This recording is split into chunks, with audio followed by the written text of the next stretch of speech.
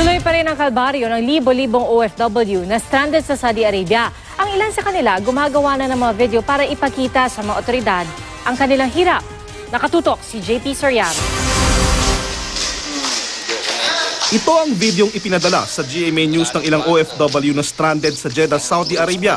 Nagsisiksikan sa masikip at maruming higaan sa sahig. Yan yung mga lutuan. Nagtitiis sa lugaw. Ang ilan sa kanila, ilang buwan nang walang sahod dahil may problema ang pinasukang kumpanya.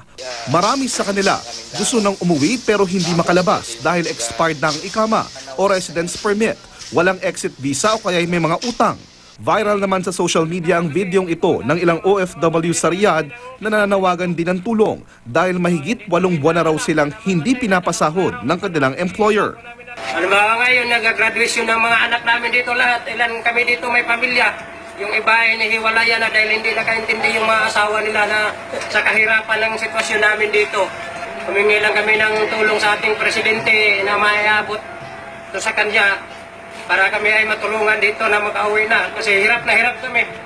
Ayon sa Department of Labor and Employment, mahigit 5,000 OFW ang stranded pa rin sa Saudi. Nakita na ng DOLE ang mga video at tiyak na mapapauwi na ang mga OFW.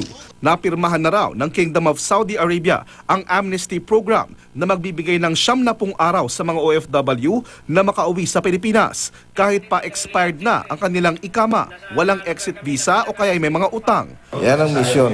Take advantage of the amnesty na makauwi na sila lahat. Papunta na sa Saudi Arabia ang DOLE at Rapid Response Team ng OWA, POEA at DFA para mapauwi ang mga OFW. Ang gobyerno raw ng Pilipinas ang sasagot sa pamasahe. Sasagutin din muna nito ang end service benefits ng mga hindi nabigyan ng mga employer at saka na lang sisingilin ito sa mga employer sa Saudi.